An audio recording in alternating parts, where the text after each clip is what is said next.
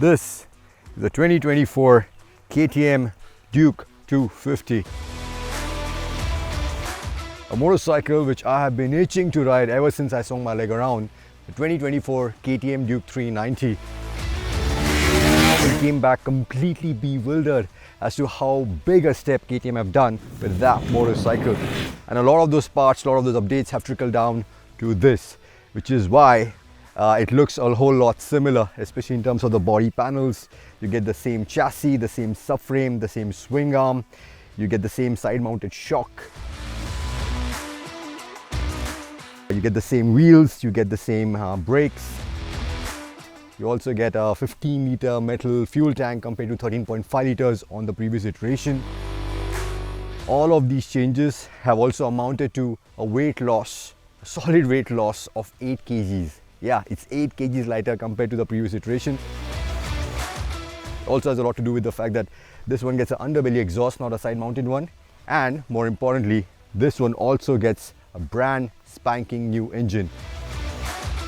Now, this one is no longer based on or a scaled down version of the engine on the Duke 390. In fact, this has a single overhead cam and not a double overhead cam compared to the previous iteration. But still managed to pump out 31 PS and 26 Newton meters of torque. That's 1 PS more and 1 Newton meter more compared to the previous iteration. It's running a slightly higher compression ratio. In fact, even the internal gear ratios and the final drive are completely different compared to the older model. This one now also gets a bi-directional quick shifter as standard.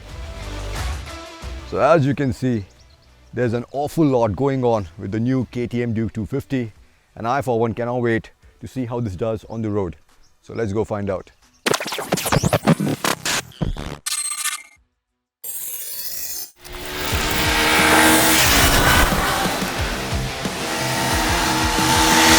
Here we go. As is the case with most KTM motorcycles, this one too loves revs. Just watch it go. I mean, yeah, there's not much happening lower down. You have to keep the revs high. The bike really gets going after around 5,500 RPM, but thereafter, yeah, it's definitely pulling so much stronger because of the reduction in weight and the small boost in the power up top. Definitely seems to have a stronger top end. Wow. And the reason why you can explore it with a lot of confidence is also down to the phenomenal brakes that have come down from the Duke 390 and the lighter wheels. And if you are on a track, you also have the Supermoto ABS at your disposal.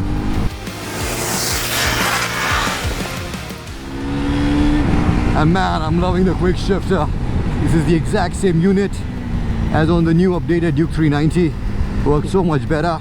Yeah, you still have to put a little more input, especially on downshift, but it is still very, very smooth and precise. Makes for a really engaging experience. And yeah, as I'm going over this really bad surface, that's another thing which is standing out, is the ride quality. It is really good. The rear seems to be a little on the stiffer side, but the front now has about 10 mm more travel, and these are big piston forks, and they definitely are doing a really good job of absorbing all of these undulations very, very well.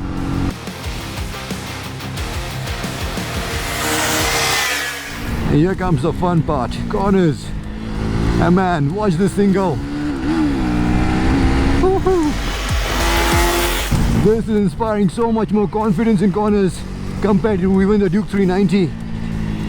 And that's mainly down to the tires. This one gets the MRF steel brace, W-rated tires, dual compound, which are undoubtedly so much better compared to the Metzeler H-rated tires. You feel a lot more confident putting the bike into the corner. You have a lot better edge grip. Bike is not, the tire is not moving around too much. And even the suspension, even though it's really good on broken road, Also is surprisingly well damped for corners as well. Nice. And just like on the Duke 390, another reason why you're having so much fun in corners is because of the increased ground clearance, which gives you a little more cornering clearance before the foot pegs start grazing. So you can definitely make the most out of these tires.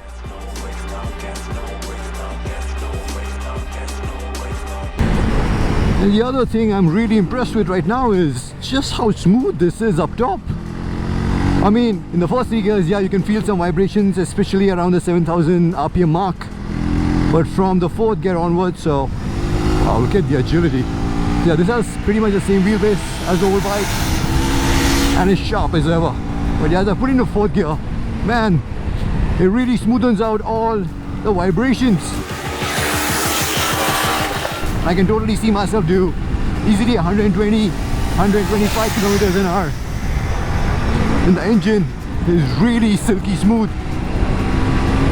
So yeah, even as a tourer, this is showing a lot of potential.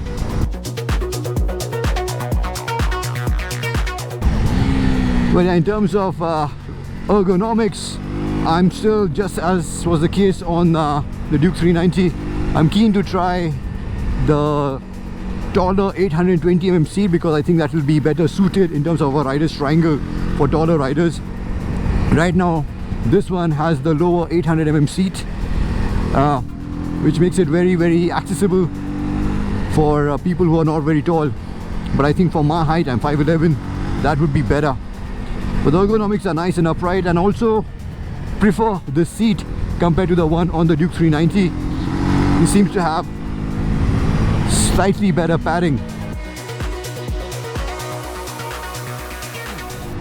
I've not really had a chance to ride in the city yet, but this should do better in terms of heat management because this has the updated curved radiator, which should help keep the engine heat in check. So yeah, we are around 2500 RPM.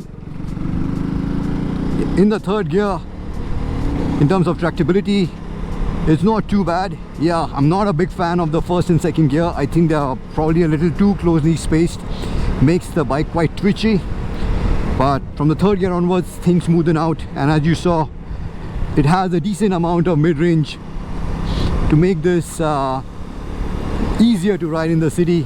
You can put it around in the 3rd gear. Even if you're going over a speed bump, just pull the clutch in as you let it go. About 2500 RPM onwards, it'll pull cleanly.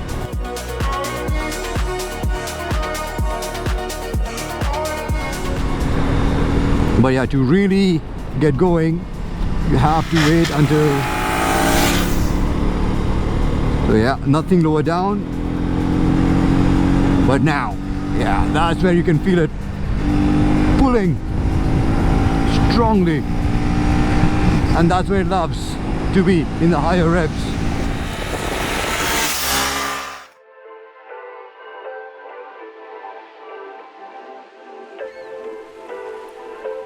So what do I make of the 2024 KTM Duke 250?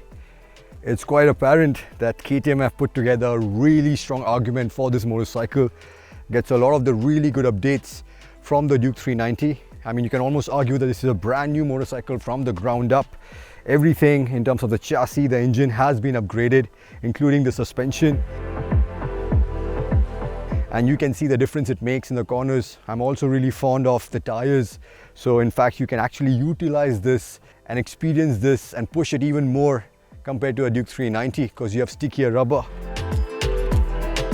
And the fact that you get an auto blipper and a quick shifter as standard now, while still undercutting the previous model by 1,000 rupees.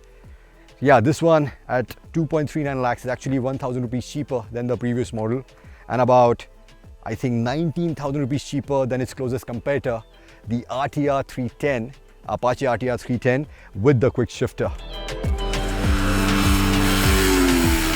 So that's clearly another battle royale which is in the making, and I for one cannot wait to ride them back to back to see which one comes up on top. Until then, thank you so much for watching. Let me know what you think of this motorcycle and what would be your pick between this and the RTR base variant.